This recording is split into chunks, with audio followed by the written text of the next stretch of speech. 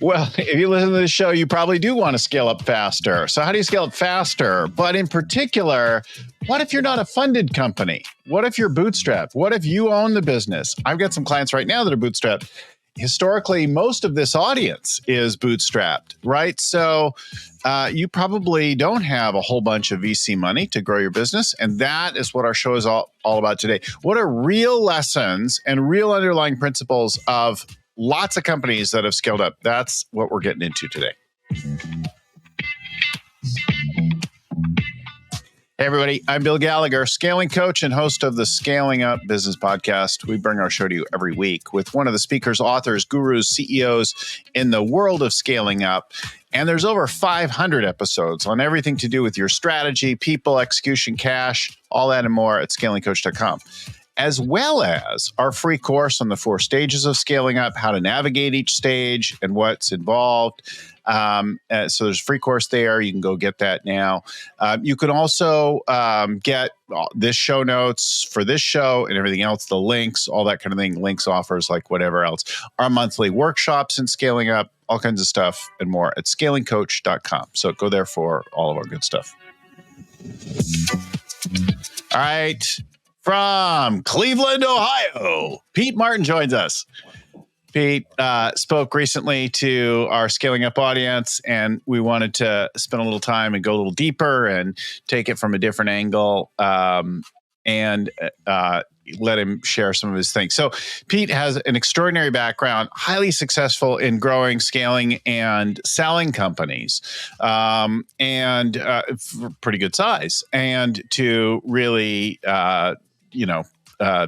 big folks like KPMG. And comes from kind of a traditional thing. So he did a study here and he looked at some companies and he drew some really interesting lessons and stories. So welcome to the show, Pete. Thanks, Bill. I really appreciate it. And happy to be on the show. I love the content. I love all the value you give to all the business owners that are trying to scale up. So hopefully we'll add a little bit more value here. So you have great stuff to share. The book is Scale Up Faster.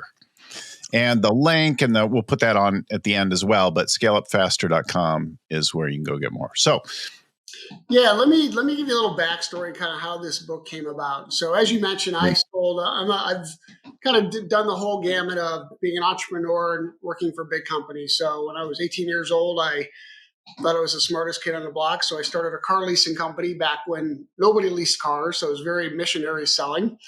Did that for about 4 years and ended up, I thought I was this classic snot-nosed smart kid, and the world just kind of slapped me around. And I ended up selling that business and basically got out with a small loss, and then decided to go back to school. So I got my bachelor's and my MBA in 3.5 years, and then went completely in the opposite direction and worked for IBM for 8 years. So, from single man startup to the biggest company on the earth at that time. And then ended up doing some corporate stuff. And then in 2002, kind of went back into my entrepreneurial journey and started, scaled, and sold 3 additional businesses that I sold. Got a couple that are still active. And the last one that you mentioned, I sold to KPMG. It was a consulting firm for 12 times EBITDA. Had a great exit. And about 2 years after that, I decided that, I was so smart that I was going to write a book. And I started laying out the chapters and kind of writing some stuff. And at some point, something had hit me, and I'm like, you know what? Am I allowed to cuss on your show? Nobody gives a shit about me, right? So I'm like, maybe I could have sold a couple of issues to my family and friends, but that's about it. And about that time, VC money was flowing. You're in Silicon Valley, Bill, and money was just flowing. This is kind of COVID days, right? Sometimes, yeah.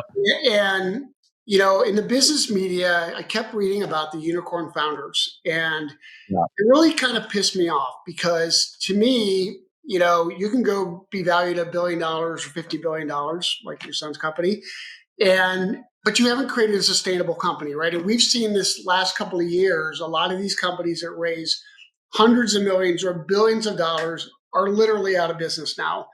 And so it really kind of, it got my craw. So got in my craw. And so I decided to do the same thing that Jim Collins did for Good to Great, but with private companies. And you can argue, you can like or not like what Jim did with Good to Great, but what I think is hard to argue against is the discipline he put into the research methodology, right? He took a very Yes. objective point of view. He didn't have an opinion about why these companies were great. He just really dug into the details. I wanted to do the same thing for private companies. So over the last, it's almost been 3 years now, I looked at the Inc. 5000 over a 7-year period from 2015 to 2022. And there were about 30,000 unique companies in that database. I then filtered them by companies that doubled revenues every year for the majority of that 7-year period, for basically about 4 years consecutively. So that took the 30,000 companies down to 384. I then wanted to take the companies away that did that by raising outside capital, by raising growth equity or being VC funded in the beginning. So that took 386 down to 324 companies. So oddly enough, it came out to be basically the top 1% of the Inc. 5000. Okay. So that started my journey. And when I kind of started this project, I thought I could bang this out in 6 months. I never imagined this would be almost a 3-year journey, right? To kind of put this research together. So what I did then is I took these companies and I reached out to all 324 CEOs. I had about 65 respond and say they would love to participate. One of the biggest reasons is one of the questions I first asked of them, why did you want to contribute? And they all said, look, growing a company fast and doing it on a bootstrap basis is really, really, really hard. And there really aren't any books or formulas or frameworks out there that we could have tapped into. So we want to give back to the entrepreneurial world and help other entrepreneurs and business owners do this a little bit easier than we did.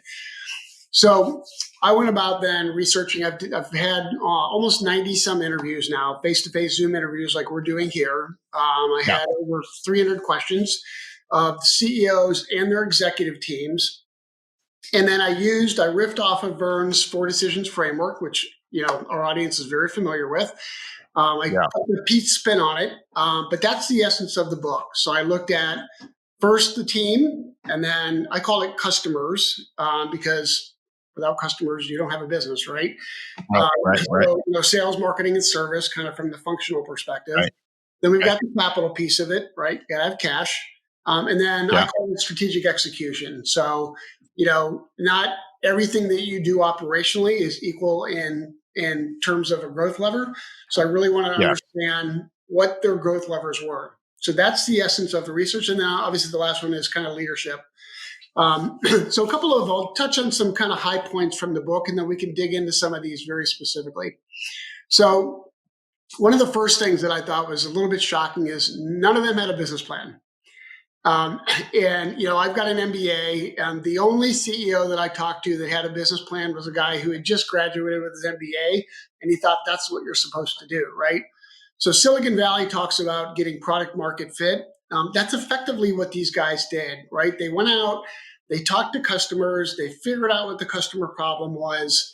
They kept iterating and figuring out their value proposition, figuring out what the product should look like, whether it was a product or a service, and really got very intimate with customers. And so instead of having a business plan, and most of them told me, said, look, a plan is worthless, planning is valuable, right? I don't remember who said that, but that's effectively the case. Churchill, Eisenhower, right? And so that, a couple of them kind of said that, and they said, look, whatever we put into a business plan is completely made up. The financials, though, we'll figure it out as we go, right? So that was kind of a pretty big aha. Many of them, which was really kind of surprising, had what I called a chip on their shoulder. So they had something to prove to somebody. I'll give you 2 examples. So one of the companies I studied is a company called Farm Girl Flowers, started by a lady that grew up in Indiana, which is why it's called Farm Girl Flowers. And she has an older brother and a younger sister. And her older brother, her parents saved money for her older brother to go to college. And so when she was ready to go to school, she said, hey, Mom and Dad, where's my money? I want to go to college. And they said something to the effect of, well, honey, why would you go to college, right? You're a woman. You're going to be barefoot and pregnant, right? They didn't say this, but that's effectively what they meant, right? And it really pissed her off. And so her Oh, chip was, I'm going to prove to my parents and my friends that I can be a successful business executive. And she grew her company to over $100 million in about 4 years in a male-dominated industry of multi-billion-dollar, organizations in the floral industry. Another guy has a company called Advertise. Wait one sec. You're going to go on about these things, but I think it's useful to notice, because this is a powerful thing.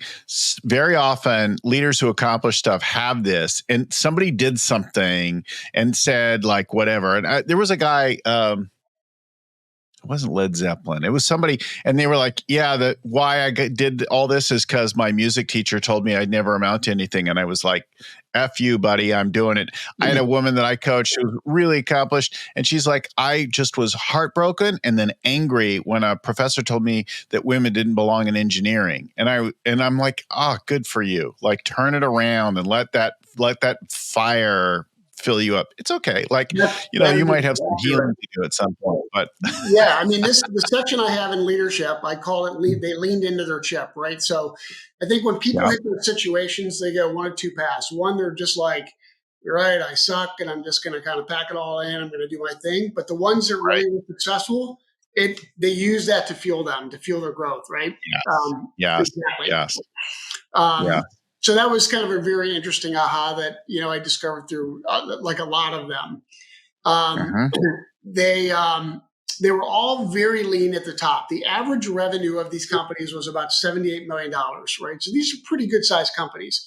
So I expected them to have a lot of C-level executives in the organization. Well, historically, that's my audience. Like the core people that actually, I mean, our show audience is probably bigger than that, but that's the companies that coach with us are right around 40 to 75 million.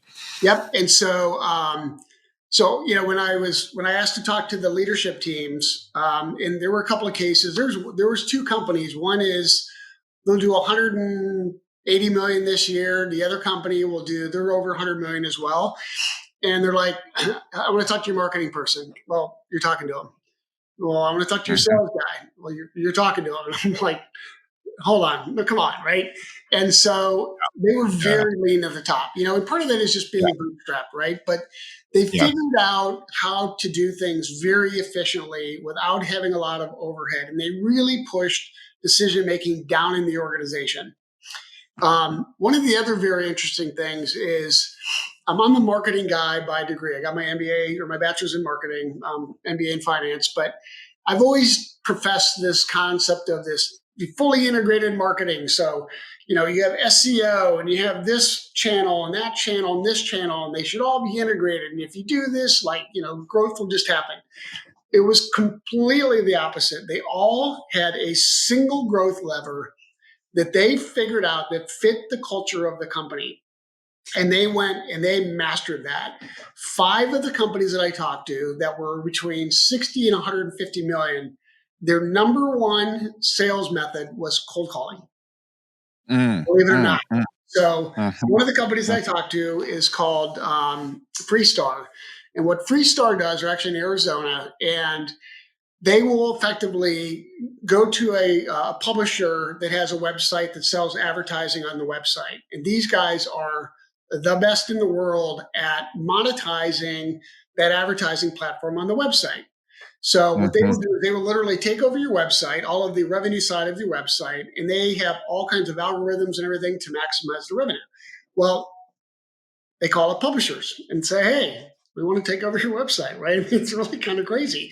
And so, so it's just a very interesting, the aha coming out of it was, instead of trying to do SEO and social and viral and product-led growth and all this kind of stuff, they picked one platform, one channel, and they mastered it. And they looked at all of the incremental steps along the way. One of the companies I talked to called Retail Service Systems, RSS, they sell mattresses out of warehouses, literally. They have a sales process that they patented that has a 90% close rate. From the time that person applies to go have an appointment to see a mattress, they've got an above 90% close rate. So just really, really fascinating stuff. Let me stop there for a second, and because I can keep talking. Well, I already hear a focus on a customer problem and a focus on a particular channel and not trying to be too gimmicky. And in today's TikTok, Instagram, reel-led world where we see somebody who makes a course about making courses and then tries to game a system and resell something on Amazon and whatever. And everybody's trying to create something with no effort and doing really nothing unique involved and and learn some formula or whatever. These are people who are creating a new formula and focused on a customer and a customer problem, right? Yep, that's exactly right. Let's talk about the team side of things. This is a pretty interesting conversation too. Yeah. So, you might imagine, I mean, of all these companies, and they range from the range of revenue was pretty big, but the average was about 78 million. So again, pretty sophisticated companies, right? Yeah. So on the journey, they had to hire top performers and they had to figure out when the company outgrew maybe some people that had really helped them along the way. So I really dug deep into this. Was probably where I spent the most time on the team side of the questions in terms of the number of questions and how deep I got into it. And the number one thing that came through, this will sound like a little bit of motherhood and apple pie, they focused on culture. And let me be more specific. So they did an exceptional job of figuring out what their culture was all about, and then B, really being able to describe it in very rich terms and words. In the book, I've got some really good examples of how they describe their culture versus somebody else that's in their market. And if you were to go look at the way they did, if you were a job applicant looking at their company versus their competitor, you're not even going to think about their competitor. You're going to absolutely put your application into these folks. They did a phenomenal job. And then in defining the values of the company, and then the cultural elements, the values and the mission, they really used as not only a way to screen applicants that were a good fit for the company, but they carried it all the way through to performance management and performance management and development and everything else. They wanted to make sure that, number one, you were a great culture fit. One of the companies, I'm forgetting which one it was, actually has a cultural engagement manager. So they make sure that when you're doing the screening of job applicants coming through, that they are, number one, cultural fit. And then number two, that when they get into the organization, all of the onboarding is in keeping with the culture of the company. And one of the things I talk about in the book, and I had this same experience myself, is virtually none of them were successful hiring professional hires. So I wouldn't have been hired by these guys. I don't think you would have been hired by these guys, right? And I know when I had my consulting firm, we were at a place where we wanted to go hire. So we did hire a partner from KPMG. We hired a partner from Deloitte, and they completely washed out. And it wasn't because of their deficiencies or their skills.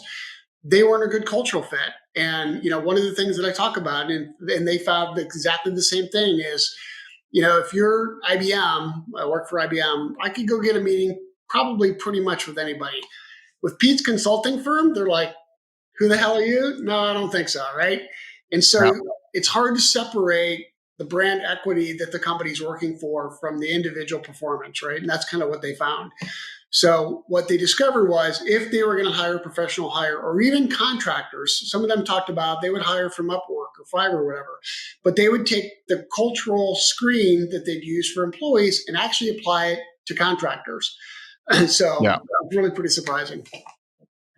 Let's unpack a little bit this idea of culture and what it means and what you do with it. So, and why it's important, because I've had a couple of really great examples that are very much like this, where people misunderstood top grading and then applied it incorrectly. And they were like, the misapplication is generally, there's a view that A players is a sort of an absolute. that it's the not subjective or situational. So they go looking for the best degrees and the biggest company backgrounds and the progression of moving up in every company, and they overweight that, and they don't think about this culture fit, right? So they hire somebody from MIT and Apple, as one of our clients did, who was great, brilliant, accomplished person, but a really bad fit for their culture, and then really held the company back for more than 9 months.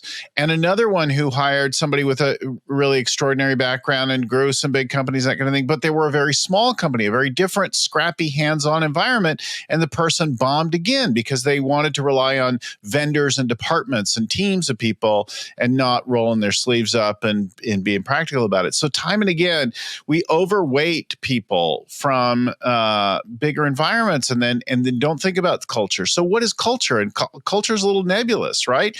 And for sure, like you talk about at its heart, core values is at the root of, but it's much more than that, right? What is culture, right? So I could talk about it, but why don't you tell us how you define it? What are the elements of that, and like that? What did you notice? Yeah, so I think that the way that a couple of them talked about it and the way that I describe it is, how do you act when the CEO is not around, right? What are the decisions that you make? What do you do? What do you not do? How do you react to teammates? How do you react to clients and vendors? What happens when nobody's looking? To me, that's Yeah. kind of culture. And you're right, it is hard to describe. And the companies that got this right, really, when you read the job description or the way they describe their culture, you know exactly what kind of company that is. One of the examples was, in fact, I think it was Farm Girl Flowers. They tried to raise capital. The CEO got 102 no's. So she basically just put that aside and said, forget it.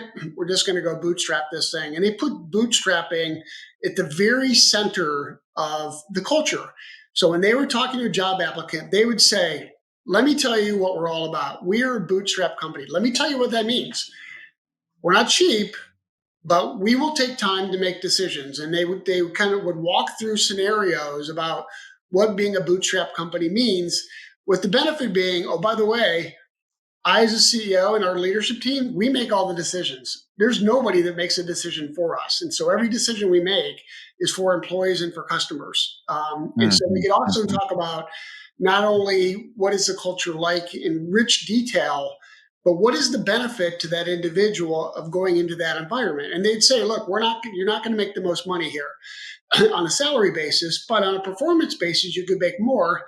But it depends on if we're making money and generating cash, right? So they tied everything together for all the cultural elements, the type of people they were trying to hire, and what the benefit to them was from a careers perspective. Which was another huge thing that they did, was they made the hiring and recruiting of team members about them, what was in it for them, not for the company.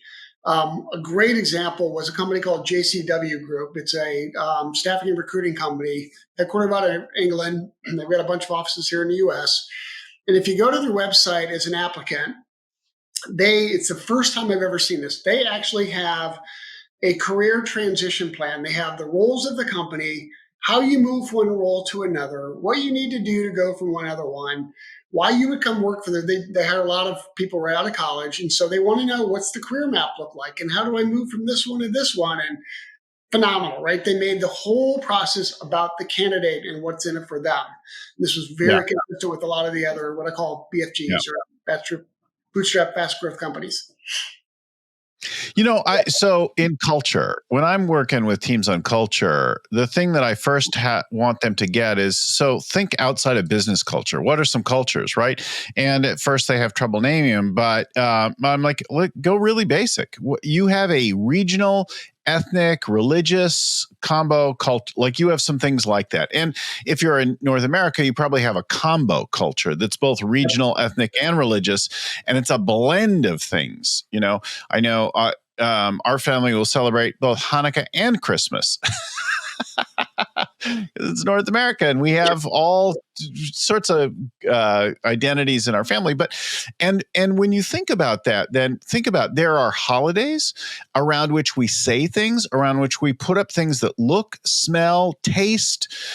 We have things that we say on the regular, things that we repeat, and all of these things. And there are specific events and moments in life and in years, seasonal events, right? So all of these things define culture, but they all underscore a set of values and an underlying purpose or why for that community. And so if you think about a community, so how would we build that in a company, right? We want to create rituals, traditions, symbols, terms, phrases, all these kinds of things to reinforce the why, the values, the brand promises of the company so that they think and they do things the way that you intended to do when you're not there. Right. Exactly. Exactly. And these companies did a really good job in defining that. And, one of the examples was this company would talk about, they're really scrappy. They move quickly. They, I hate to say fail fast, but, that kind of was the essence of it, and so if somebody came through and they're like, I really need to analyze this decision, they kind of assume that's the way that personality was. They're like, they're going to, they're going to fail in the culture.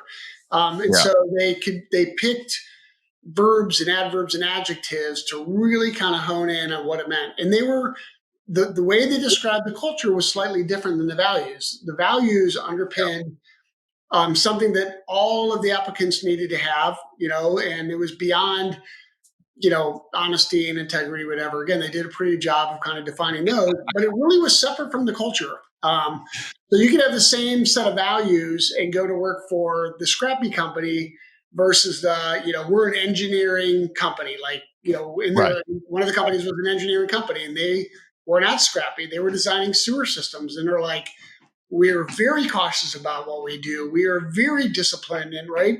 And you can have the same values, but two different cultures. So those two things are distinct and unique. Should come together, but they're different. It's helpful to get some outside input and to have somebody say, because there's an old saying, there's actually several versions of this, but they'll say that we'll never really know who discovered water, but you can be pretty sure it wasn't a fish. There's a thing about ourselves that we don't really notice. And the other people can be like, no, you guys are super methodical, or no, you guys are all heart and soul, or no, you guys are creative, or whatever. There's a vibe, right? There's a vibe, there's a style, there's something that's already there and you don't notice it about yourself. Right. Now, people interviewing you, your friends, your family, your customers, they would notice it if they walked around. Yeah. And if the two were inconsistent, if you said we're like this, but you're really like that, and the two weren't the same, other people can spot it better than you can. Right. Yep. Absolutely. It's useful to get a consultant or just some friends to give you some feedback on what do you see here? Like, when I share my company or tour you, what do you notice, right? What stands out for you? How are we different, right? Or ex-employees, and a couple of them did that, right? Yeah. Why did you leave? Well, they were like this. I didn't like that. Good. Yep. Don't eliminate that. Just be proud of it. Own it. Right. Exactly. Well, you did something, I think it was your prior company that you sold to SAP. You created a manifesto, right? What yes. Is that right? Well, tell us about that, what you did there. Yeah. So after I had sold my third business and started up this fourth one, we decided to, my co-founder and I sat down and we wrote this manifesto. And it basically described, again, in very rich detail, the kind of people that we wanted to work with, the kind of people that we wanted to hire. We wrote down the values of the company. We wrote about the kind of clients we wanted to attract, the clients that we didn't want to attract. Really, we defined on a piece of paper what the culture would be, right? And again, pretty rich detail. This thing was about, 15 or 18 pages. We had all kinds of philosophy in there and all this kind of stuff. Every employee who came in, we made them, during the recruiting process, we made them read it. And then once they actually got hired, they actually had to sign the manifesto that they were, prescribing to, this is the way I'm going to run my business. So fast forward then 5 years later, we kind of forgot about the manifesto. And we were coming up on our 5th anniversary. And so without mentioning the manifesto at all, we said, we're going to we're going to redo the website. We're going to kind of put up the mission and values and all that kind of stuff on there. You tell us what you think this company is all about. And almost unanimously, they described it exactly the way that we had it in a manifesto. And by that point, we were, oh gosh, probably 20x what we, from like the very beginning. And so we were really proud of the fact that we had kind of stuck with that. And for the first year, we were really pretty disciplined about bring out the manifesto. Does this person fit the manifesto? And then we kind of left it, and then as everybody else started hiring, we obviously hired A players hire A players, right? And it really kind of turned into this really wonderful thing for the company. So, and I was one of the reasons why I was able to sell it for such a high valuation. So we do like two versions of that with most clients. We work on a rich, long thing like you described that we call a vivid vision statement. Yeah. And then we also work on a short manifesto that they can use very frequently that just is things like purpose, values, brand promises, BHAG. And sometimes some vision, but something short that could be repeated like all the time, not a 15-page doc. But I like that you had people, like you found ways to use it. It didn't just go into a doc that you presented once and it was done with it. Like people had to read it, they had to sign on to it, you referenced it regularly. If you don't take a manifesto and find ways to bring it to life over time, then it's not going to have a lot of value for you. Exactly. I grew up, like many of us of a certain age, reciting the Pledge of Allegiance every day at school. Now, that was a simple rote recitation with very little reflection, right? So we pledge allegiance to the flag of the United States of America and to the republic for which it stands, right? So what does that mean? Very rarely did a teacher teach or reflect, like, why do we say that? What does that mean? What are those words all about, right? But you could take those words of your company and not only recite them, but actually say, well, why do we say that? What does that mean? What does that look like? And how does that affect you today, this week, that kind of thing? And it would be more powerful than our old Pledge of Allegiance. Right. Yep. Which is, I think, a fascinating thing for all of us. Like, describe how it is. And this idea of this kind of a manifesto, he would call it a vivid vision, is how Brian Scudamore scaled 1-800-GOT-JUNK and his O2E brands, and has that now, rapidly approaching $1 billion in sales, right? Like that is the way to, and that's a bootstrap company. And that's not a guy who has an MBA. That's not a guy who went to college, right? So powerful. Yeah, for sure. One of the interesting things I found is that, in the concept of a BHAG. So I'm a big believer in the BHAG as well. I love the BHAG. Yeah. None of them had one. And so it was really fascinating. I really, I believe in the value of having a mission and having everybody aligned towards kind of this common purpose. And one or two had one. I definitely wouldn't call it a BHAG. It was maybe a little hag. But what they did though was they, again, kind of back to the culture thing. They said, this is what we're all about. This is the value that we're trying to provide to customers, and got everybody aligned around that. And, there's one company that came back and they're like, maybe we should put a BHAG together. And I'm like, well, you guys have grown to, 150 million in 4 years. Do you really think you need one? I mean, they're like, yeah, probably not. So it was kind of an interesting conversation. I expected to see more of that. I expected to see, scaling up methodology, EOS methodology or something. I really didn't see a lot of that. Operationally, they were all kind of messy. And I think what I discovered from that is if you're doubling your revenues every year, right, you don't even know what the hell's around the corner, operationally speaking.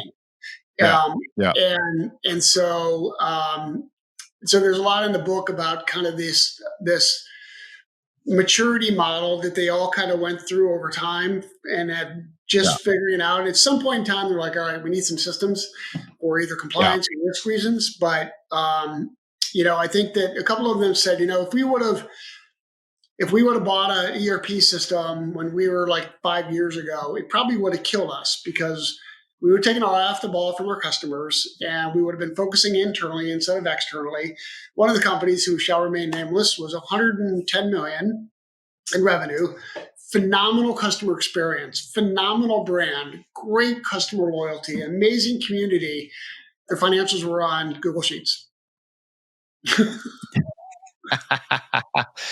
I encounter that a lot. Like, I had a company over 100 million that I worked with that there was Google Sheets at the top level, and there was an accounting package, but around the company, we had whiteboards, right? So in all the different operating areas of the company. And I had another company that had ERP, MRP, lots of very sophisticated state-of-the-art stuff in a new facility, but we had to go back in and put whiteboards around working areas because they needed something more tactical on the daily basis to interact with, visual, tactical. And then I had another company that did, they used a Domo implementation. They put up screens all around their offices and flashing all this stuff. And it just became digital wallpaper. It was like a bunch of meaningless graphs that were colored on brand colors for the look and feel of the company, not on the informational value like red, green, yellow. I'm like, that's useless. And how much did you spend on this system? And like that, the idea of the wrong system. I put an ERP system into a company, and it was cost us way too much, and it complicated with some other things, caused me to make a multi-million-dollar mistake. And it was the wrong time. I put it in too soon. I'm goaling 250 million, and it screwed us up.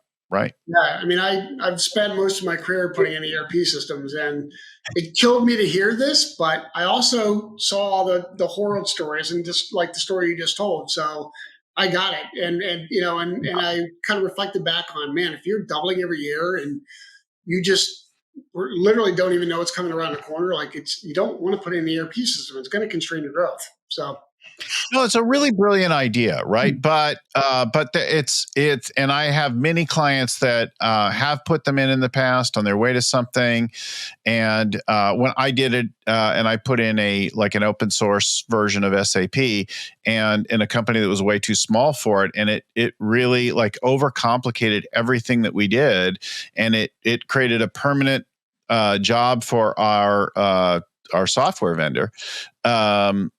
And then because of it, we made some mistakes in purchasing and production, and that cost me millions of dollars, right? So not only did that, but the system cost us hundreds of thousands of dollars. Yep, exactly. So wrong tool, the wrong time. Let's talk about this passion for the brand and the customer connection. A couple of your stories really stood out for me: ClickFunnels and Pendos. Maybe talk about one or both of those. Yeah. So I start out this part of the book talking about community. And I started out talking about Taylor Swift, right?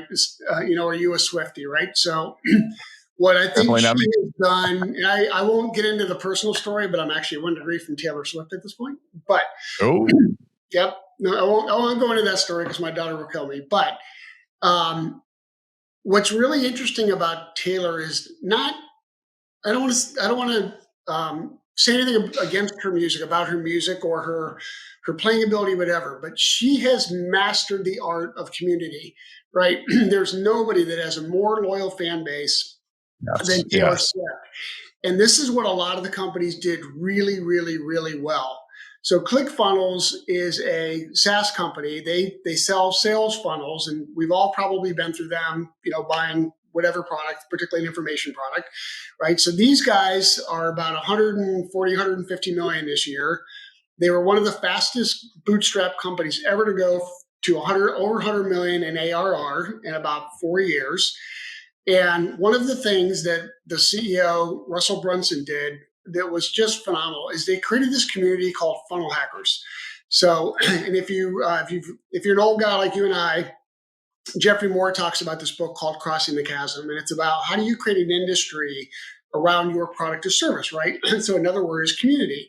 So they created a community of people that were experts in putting in their technology called Funnel Hackers.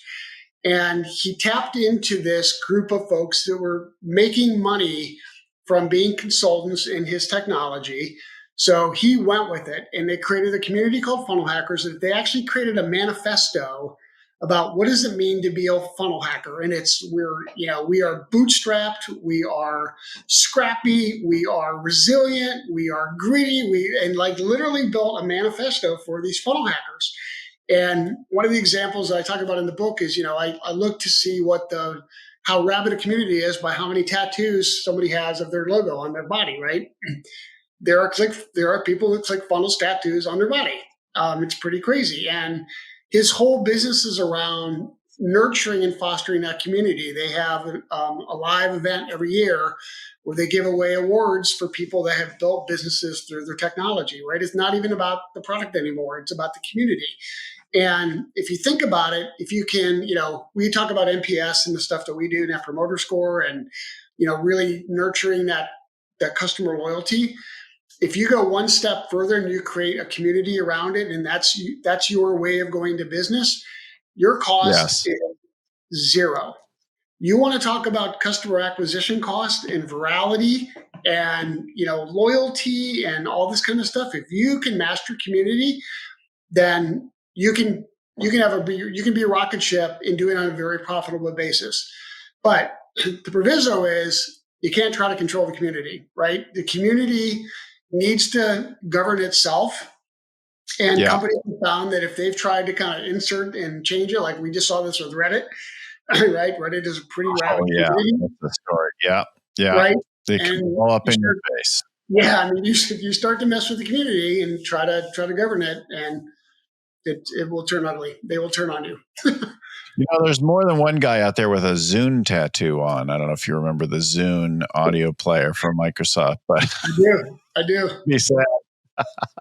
It can also be sad. And I think there are a lot of those. I remember all my friends who had early Teslas and how rabid they were about their car, which finally took an electric car and made it cool, right? Especially with the Roadster in the beginning, and then even the Model S's and stuff, like they were cool. They were like a Detroit concept car that actually got made. That of course didn't get made by Detroit, but Elon did.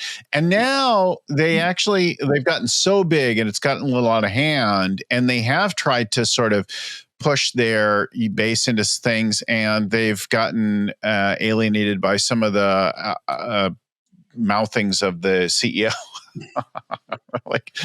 Not totally consistent with the community, but you don't totally control the community, right? And there's lots of examples of it. There's pyramid heads like with Jimmy Buffett, and like there's $1 million brand, right? You get cheeseheads, Wisconsin football, on and on and on. And if you nurture and foster that community, it's just it's a phenomenal way to grow. So on a very low cost. I think your point though, you have to remember you don't own the community. And you don't get to control it. And it's not really your community. It's the community's community. Right. And they're adjacent to you. You might have spawned it, but it is its own entity, right? So you have to serve it, nurture it, cater to it like that. It's powerful, but you don't totally. And if you think about like the coolest things, the biggest movements phenomenon on a global basis, like they start with an idea and a small group that gets out there. And then pretty soon you've got a global movement and you no longer control it, right? You don't own it anymore. Like it's out there in the world. It's just a thing, right? Yep, exactly. Powerful, but scary if you're used to control. Right, exactly. Yeah. And that's why there's some companies are really bad at creating communities because they're about control, right? So there are some really good lessons here. Of course, we know now, working with many thousands of companies over time, that you don't have to raise capital necessarily to scale up. There are many different ways to fund the growth of the business. It's good. I've coached quite a few funded companies over the years. And the business plan, the planning process is useful. And of course, if you want somebody else's money, you're going to have to write a business plan. But just to grow a business, doesn't necessarily, it's not the most critical thing. But the planning, the reflecting, that is a pretty useful thing. Being obsessively focused on the company, the customer, and the market need, it does seem pretty critical. And then building your own culture around it so that the company runs well, even if it's lean, it doesn't have layers of management. Those are my big takeaways from our conversation today. Did I miss something? I'd say one final thing, and that is everybody admitted Yeah. that the company grew as fast as the CEO and founder did. So we're all about Yes. continuous learning, right? And most of these founders were first-time founders. They didn't have this experience of doing this 2, 3, and 4 times. So they found a lot of very low cost, very effective and efficient ways to grow themselves so that then the organization could also grow around them. I see this again and again, both when I look in the mirror, but also with the companies I coach. The company will grow to a point, and then the CEO will hit kind of a personal barrier, and sometimes they pull the company back down because they don't grow. And if you want the company to keep growing, you either have to hand it off or you have to level up yourself. And so there's some work to do, looking in the mirror at who you are and how you've led so far, and what's required to move to the next rung, like Marshall Goldsmith would talk about. What got you here won't get you there. Yeah. Of the 324 companies, of all the ones that I spent time with, 5 of the CEOs stepped down over that 2.5-year period and brought somebody else in because they just said, I'm not the person to take it from this point forward. So Pete Martin, the book is Scale Up Faster. It's about how bootstrapped companies scale and grow faster. ScaleUpFaster.com. There it is on screen. And of course, it'll be in the show notes with links and all that kind of thing and more. Pete, thanks for joining us today and talking about these great ideas. Great study, great book, great stories. Really useful for us, I think. Awesome. Thanks, Bill. I really appreciate it. Reminder to our listeners and viewers, all at scalingcoach.com, over 500 episodes like this with show notes and that kind of thing. A free course in the 4 stages of scaling up, what's required for each stage and how to navigate them, the essential work there is to do to move from one stage to the other. 4 stages of scaling up at scalingcoach.com. Oh, there it is right there. scalingcoach.com/free course. And we've got monthly workshops on scaling up and all that and more at scalingcoach.com. Thanks again to Vern Harnish, my friend and mentor, who created the whole scaling up framework and the Rockefeller habits that came before it. Thanks again to the folks at Storyon who produce our show, Christelle, Seth, Cameron, and the team who get our guests ready, our shows ready, shows produced and out the door each week. Thanks again, everyone, for watching, for listening. We'll talk to you again next time. Keep scaling.